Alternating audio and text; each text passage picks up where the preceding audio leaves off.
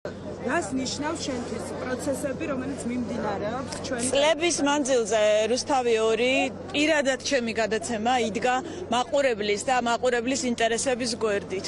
ეს არის პირველი შემთხვევა, როდესაც მე პირადად და ჩემი არხი უკვე მაყურებელს თხოვს დახმარებას. ეს ის დღეა, როდესაც ყველაზე მეტად გვჭირდება თქვენი თანადგომა და დიახ, ეს ის დღეა, როცა დუმილი დანაშაული არასდროს არც ერთ ხელისუფლებას მედიასთან ომი გამარჯვებით არ დაუსრულებია და თუ ეს არის ომი, ბატონებო, ჩვენ ამ ომს მოვიგებთ. მაია, ძალიან ბევრი ადამიანია შეკრებილი როგორც ეზოში, ასევე სასამართლოს გარეთ მიმდებარე ტერიტორიაზე. რას ნიშნავს ეს მხარდაჭერა? ეს ნიშნავს ყველაფერს. თქვენ რომ ერთი წამით აი აქ იდგეთ, მიხვდებით რომ უარყოფითი კი არა, საოცრად დადებითი აურა სუფევს, ადამიანები დგანან ერთად, ადამიანებს აქვთ საოცარი მუხტი ერთად დგომის და ეს არხისთვის, ჟურნალისტისთვის ნიშნავს ყველაფერს. მე ვიყავი პრაქტიკანტი, როდესაც რუსთავი 2-ში მოვედი და რუსთავი 2 არის ჩემი სახლი და უბრძოლველად სახლს არც ერთი ჩვენგანი არ დათმობს.